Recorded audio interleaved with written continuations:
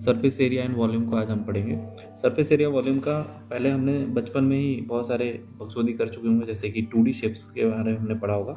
Square हो गया, triangle हो गया, रेक्टेंगल हो गया, इनके बारे में एरियाज आपने निकाला होगा।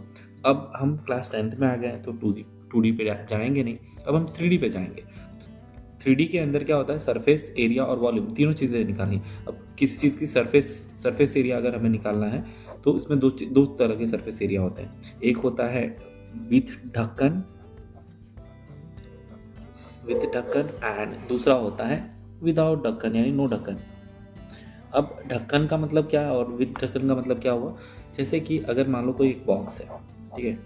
अब इस बॉक्स के अंदर क्या होगा, इस बॉक्स के अंदर नीचे की तरफ एक प्लेन ढक्कन होता है और एक ऊपर की तरफ होगा, ठीक है। अब ये दोनों ढक्कन के अलावा अगर मुझे साइड में जो वॉल्स होते हैं इनके ही अकेले एरिया निकालना है तो इसे मैं बोलूँगा लैटरल सरफेस एरिया। अच्छा, लैटरल के अंदर एल है ना, तो कोना दिख रहा है ना, इसका मतलब जितने भी फिगर्स ऐसे कोने वाले फिगर्स होंगे, कॉर्नर वाले होंगे, उनका हम लैटरल सरफेस एरिया बोलते हैं। जिन फिगर्स के अंदर ऐसे सर्कल टाइप का होता है यानी कॉर्नर्स नहीं होते हैं, ठीक है, जैसे कोन हो गया, ठीक है। इसके अंदर देखो यहाँ पे कॉर्नर नहीं है, यहाँ पे सर्कल है, तो इसे कर्व्ड सरफेस एरिया, कर्व्ड का सी यानी कर्व्ड सरफेस एरिया। और ये भी बिना ढक्कन का है तो कर्व्ड सरफेस एरिया, ये बिना ढक्कन का तो लैटरल सरफेस एरिया, सिर्फ कॉर्नर्स वाले होंगे, ठीक है। और दूसरा, अगर मुझे सारा निकालना है, मुझे ढक्कन के साथ निकालना है, तो विथ ढक्कन जो होगा उसे हम बोलेंगे टोटल सरफेस एरिया, यानी ये ढक्कन का भी ऐड कर देंगे, ठीक है। टोटल सरफेस एरिया जब हम किसी चीज़ का निकालते हैं और लैटरल सरफेस एरिया या कर्व्ड सरफेस एरिया, तो दोनों में थोड़ा सा डिफरेंस होता है। जैसे कि अगर मैं सिलेंडर की बात करता हूँ तो सिलेंडर में दो एंड्स होते हैं, ओपन एंड्स बोला जाता है या फिर ढक्कन बोलेंगे हम आसान भाषा में, तो दो ढक्कन होंगे ऊपर और नीचे।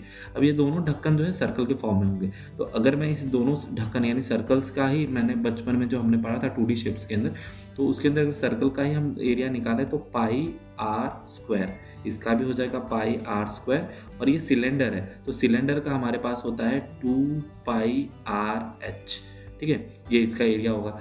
इसका मतलब अगर मुझे इसका सी ऐसे निकालना है, सी ऐसे ही निकलेगा क्योंकि इसके अंदर क्या है, कर्व है, ना कि कोई कोना है, तो सी ऐसे इसका निकलने वाला। बिना ढक्कन का अगर निकालूंगा तो सिर्फ 2 पाई आर एच, और ढक्कन के साथ निकालूंगा तो 2 पाई आर एच प्लस दो ढक्कन है ना, तो दो ढक्कन, एक ढक्कन का हो गया पाई आर स्क्वायर। तो इसको अगर मैं सिंप्लीफाई करना चाहूँ तो इसमें से 2 पाई और आर मैं कॉमन निकाल सकता हूँ, तो 2 पाई आर कॉमन, यहाँ पे क्या बच जाएगा, एच प्लस एक आर यहाँ का बच गया। तो ये मेरा विदाउट ढक्कन हो जाएगा मेरा 2 पाई आर एच, और विथ ढक्कन ये हो जाएगा। इस तरह से सारे फॉर्मूलाज हैं, विथ ढक्कन विदाउट ढक्कन। सीबीएसई क्या करती है, क्लास 10th वालों को सीबीएसई बेवकूफ़ बनाती है, ऑलरेडी है ही, और बनाने की कोशिश करती है। क्या करती है, ढक्कन के बिना बोल देगी कि एक बाल्टी है भैया, इस बाल्टी है, इस बाल्टी के अंदर किसी एक लड़के को पानी भरना है, पर उसको एक नया और बाल्टी बनानी सेम टू सेम, तो कितना एरिया इसका होगा।